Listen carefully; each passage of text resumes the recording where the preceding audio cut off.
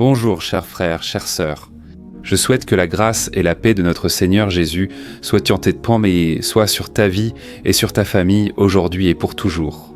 Amen, Pasteur Antonio Junior ici. Je suis très heureux d'être ici pour partager avec toi une parole que Dieu a déjà mise dans mon cœur. Je suis sûr que Dieu va renouveler ta force et surtout ta foi. Amen. Je dis cela parce qu'il y a eu de nombreux moments dans ma vie où j'étais faible, fatigué, et je voulais juste rester allongé dans mon lit. Mais Dieu a renouvelé ma foi et cela a tout changé. Beaucoup de fois, vous pensez comme ça, « Ah, pasteur, mais ma foi est si petite, pasteur. Ces derniers temps, je suis tellement froid spirituellement. » Frère, en vérité, nous ne sommes qu'à une prière de distance. Une prière peut tout changer. Un mot que j'ai apporté ici pour toi aujourd'hui. À la fin de la vidéo, tu vas remarquer un changement. Amen. Je dis cela parce que tu as seulement besoin d'une nourriture spirituelle chaque jour. Ça ne sert à rien de vouloir te nourrir beaucoup d'un coup et ensuite ne plus chercher Dieu. Non.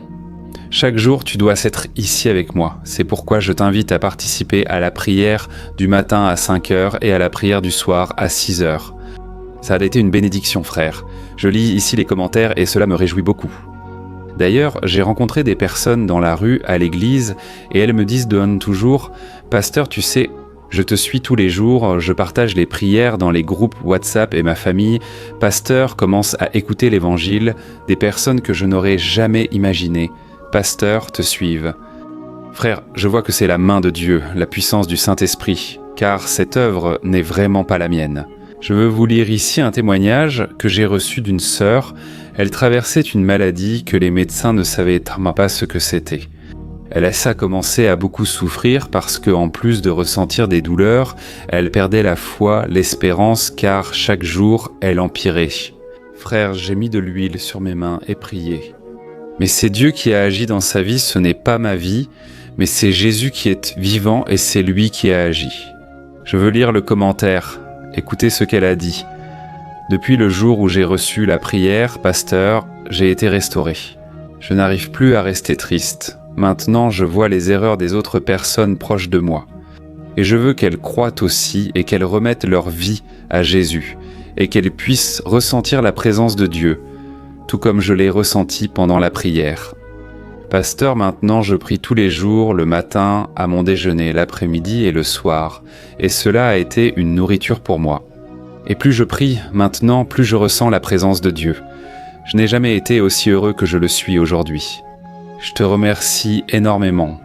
Toi qui as prié, je remercie énormément Dieu d'avoir fait tant de choses dans ma vie. Depuis la prière, j'ai reçu mon miracle. Frère, c'est ainsi que Dieu agit. Il agit d'abord sur notre foi. Il renouvelle notre intérieur, notre courage, notre joie. Dès lors, il réalise une œuvre merveilleuse. Cette sœur ici a raconté qu'elle vit le premier amour avec Jésus. Elle vit une foi qu'elle ne savait même pas qu'elle avait. Dieu veut agir dans ta vie, amen. Ne pense pas ainsi. Je ne vais pas à l'église. Ah, j'échoue tellement avec Dieu. Je pêche beaucoup. Mon frère, il n'y a rien que Dieu ne puisse faire. Et je te dis plus. Dieu ne se soucie pas tant de nos erreurs. Il se soucie davantage de savoir si nous le cherchons ou non. Parce que ce qui fera la différence et nous donnera la force contre le péché, c'est sa présence en nous. Amen, Jésus va nous transformer. Et lui-même a dit, « Je suis la vigne, vous êtes les sarments. Tout sarment qui n'est pas attaché à moi ne peut pas porter de fruits. » Alors, la seule façon pour toi et moi d'être transformés, c'est d'être avec Jésus. Et je veux vous raconter aujourd'hui une histoire émouvante sur un homme dont la vie a été marquée par la grâce de Dieu à travers le roi David. Cette histoire va t'impressionner. Peu de gens la connaissent. Mais avant tout, je te demande juste de t'abonner à ma chaîne, c'est très rapide. Clique ici sur le bouton s'abonner et à côté il y aura une petite cloche. Active aussi la cloche de notification pour ne rater aucune vidéo que je vais publier. D'accord ? D'accord ? Frère, je veux lire avec vous un verset, un passage que l'apôtre Paul a dit et avec lequel je m'identifie énormément. C'est dans la première lettre aux Corinthiens, chapitre 1, versets 26 à 29. Regardez ce que Paul a dit. « Rappelez-vous, frères, que peu d'entre vous étaient antésages aux yeux du monde, ou puissants ou riches lorsque vous avez été appelés. Au contraire, Dieu a choisi les choses que le monde considère comme de la folie pour confondre les sages, tout comme il a choisi les choses faibles pour confondre les puissants. Dieu a choisi les choses méprisées par le monde, considérées comme insignifiantes, et les a utilisées pour réduire à néant ce que le monde considère comme important. Par conséquent, que personne ne se glorifie jamais en présence de Dieu. Amen, j'aime beaucoup ce passage. Mais surtout la fin, qui dit que Dieu choisit les faibles, les incapables, ceux qui sont le plus ignorés par la société, justement pour que personne ne se glorifie en présence de Dieu. Frères, savez-vous pourquoi Dieu vous a choisi, pourquoi il m'a choisi ? Parce que nous savons que nous ne sommes rien sans Dieu et que nous n'avons rien de bon à offrir à Dieu. Mais il y a quelque chose que nous avons, et je crois que vous aussi. Le désir de glorifier Dieu et de montrer aux gens que ce n'était pas vous, mais que c'était l'œuvre du Saint-Esprit dans votre vie. Amen. Et je me suis souvenu pendant que je lisais ce verset ici, d'un homme appelé Méphibosheth. Peut-être que vous ne connaissez pas son histoire, mais c'est une histoire pour moi la plus belle de toutes. Et elle montre la grâce de Dieu, ce que Dieu fait avec nous, et dans ce cas, Dieu a utilisé le roi David. La Bible raconte que David était très ami avec Jonathan, qui était le fils du roi Saül, et un jour Jonathan avec son père. Ils sont morts lors d'une bataille, et David logiquement est devenu très triste et abattu. Et puis le temps a passé, et David a demandé à son assistant si Jonathan avait un fils qu'il ne connaissait pas, et ce jeune homme, il a fait des recherches sur la vie de Jonathan. Et il a dit, écoute, il y a un garçon qui vit dans une ville appelée Lodbar, ce garçon en fait. David, je ne sais pas si tu voudras quelque chose avec lui, parce que ce garçon, il est infirme, ce garçon n'a rien à t'offrir, et ce garçon, mon frère, tu sais ce qui lui est arrivé ? Quand Jonathan s'apprêtait à affronter cette bataille avec son père, et qu'il a compris qu'ils allaient le perdre, Jonathan a dit à sa servante, il a dit « Fuis avec mon fils Méphibosheth, sinon il risque sa vie. » Et à ce moment-là, quand cette jeune femme a fui avec lui, il est tombé par terre. C'est ça, il était un bébé, et quand il est tombé par terre, il est devenu infirme des 2 pieds. Regardez cette situation, frère. Alors, ce garçon, pour aggraver la situation, il est allé vivre dans un endroit que la Bible montre où rien ne portait de fruits. C'était un lieu de misère et de pauvreté appelé Lodbar. Il s'y trouvait. Pensant ainsi que la fin de sa vie ne serait que l'échec, la défaite, c'était une vie sans espoir. Je sais que beaucoup d'entre vous vivent ça aussi. Tu penses qu'il n'y a plus rien de bon qui puisse arriver dans ta vie ? Peut-être parce que tu as été déçu dans tes relations, peut-être parce que tout a mal tourné jusqu'à présent, ou parce que tu penses que tu as déjà dépassé l'âge où quelque chose de bien peut t'arriver. Je veux que cette histoire t'inspire aujourd'hui. Tu sais pourquoi ? Ce garçon qui avait grandi, qui était handicapé et menait une vie sans avenir, sans espoir, soudain David a dit à ce serviteur « Je veux que tu ailles chercher ce jeune homme, je le veux ici avec moi, ici au palais. » Frère, la Bible dit que ce serviteur est allé chercher ce garçon. Quand ce jeune homme, appelé Méphibosheth, s'est approché devant le roi David, qui était le roi d'Israël, la personne la plus importante ici, il s'est présenté devant David, s'est prosterné et a dit « David, pourquoi t'intéresser à quelqu'un comme moi, un chien méprisé et chassé ?» Et David a dit ceci « Écoute, à partir d'aujourd'hui, en l'honneur de ton père, Jonathan, je veux que tu t'assoies à ma table et que chaque jour tu manges avec moi. Parce que j'aimais ton père et lui porte beaucoup de respect et d'affection. » Frère, la Bible raconte que ce jeune homme a eu sa vie complètement transformée. Avant, il était abandonné par le monde, mais maintenant, il était assis à la table du roi. Tu arrives à faire le lien ? Tu vois comment Dieu choisit les choses folles, les choses méprisées, les choses auxquelles le monde ne donne aucune valeur. Dieu nous appelle à être en sa présence avec lui. Amen. Et c'est ainsi que David a fait avec ce jeune homme, et la Bible raconte que tous les jours, il s'asseyait avec David, et c'est tout. David a cherché à savoir combien de terres appartenaient au roi Saül, appartenaient à Jonathan. Et tu sais ce qu'il a fait ? Il a donné tout cela à ce jeune homme et il a honoré sa vie. Et ici, j'apprends tellement de leçons, frère, parce que David montrait là ce que Dieu fait avec nous. Dieu nous prend dans la boue du péché, une vie pleine de défauts et de faiblesses. Parce que dans la vie de Méphibosheth, c'était une maladie physique, mais on remarque aussi que son cœur était malade. Il se considérait pire qu'un chien errant dans la rue. Dieu a rendu sa dignité à ce jeune homme et lui a permis de rêver à nouveau. De même, Dieu agit avec nous. Frères, Amen. Bien souvent, on pense que simplement parce que nos parents ne prennent pas soin de nous comme ils le devraient juste parce que peut-être ton mari ou ta femme ne te donne pas la valeur que tu mérites. Souvent, tu crois que Dieu est pareil, et alors tu as du mal à faire confiance à l'amour du Père, parce que tu te dis « Ah, il doit y avoir quelque chose qui ne va pas chez moi, je sais pourquoi les gens me traitent comme ça, c'est parce que je suis vraiment comme ça, je n'ai pas de valeur. » Mais frère, ce verset ici vient nous réconforter aujourd'hui. Dieu choisit les choses insignifiantes, les choses faibles, tout cela pourquoi, frère ? Pour confondre ceux qui pensent être quelque chose, ces personnes qui nous méprisent aussi parce que nous n'avons pas d'argent. Nous vivons dans un monde, frère, matérialiste. Toi qui n'as pas d'argent, pour le monde tu n'as aucune valeur, mais Dieu ne t'aime pas pour ce que tu as, mais pour ce que tu es. Amen, tu connaissais déjà l'histoire de Méphibosheth.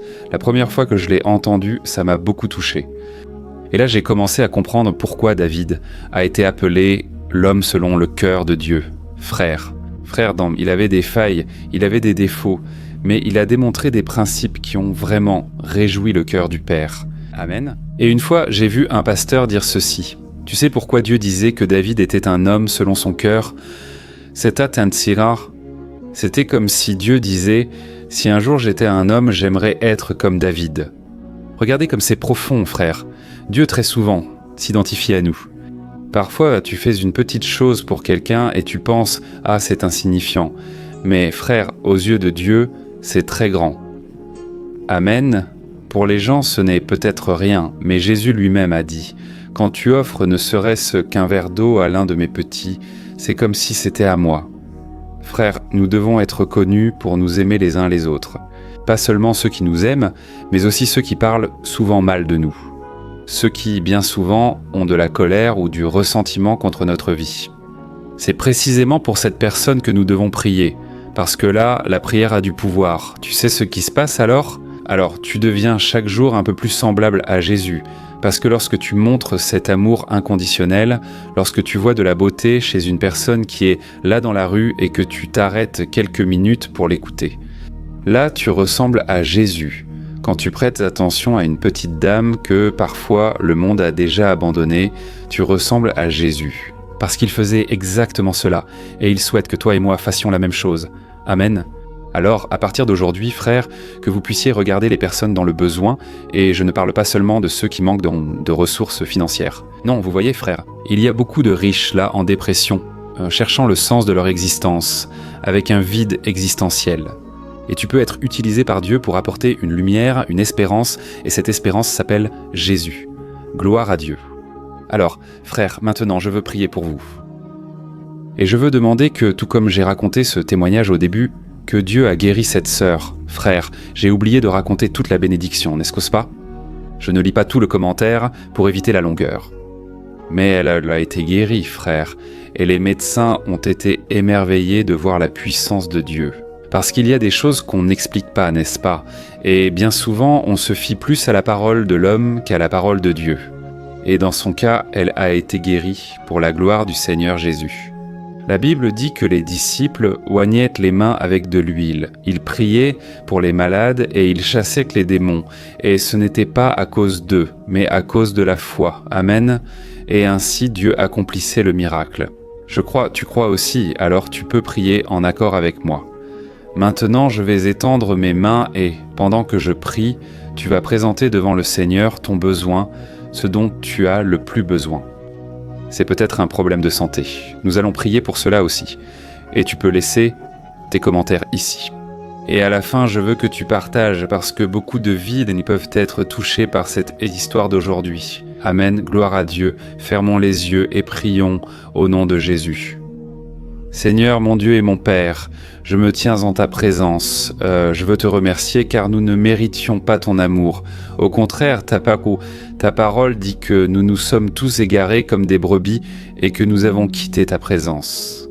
Mais le Seigneur a fait tomber sur Jésus la colère contre le péché, et Jésus a payé le prix qui était le nôtre, Jésus a subi le châtiment que nous méritions. Dieu, je te remercie pour le pardon, pour le salut, parce que chaque jour, Père, notre cœur a tendance à s'éloigner, mais le Seigneur nous appelle toujours à revenir. Père, merci Seigneur, parce que lorsque le monde nous a dévalorisés, nous a méprisés, le Seigneur a manifesté son amour pour nous. Et aujourd'hui, nous avons la chance, Dieu, de ne pas vivre comme des orphelins dans ce monde, mais de vivre comme des enfants bien-aimés du Seigneur. Oh mon Dieu, je te loue, Père, pour cette grâce, pour cette faveur que nous ne méritons pas.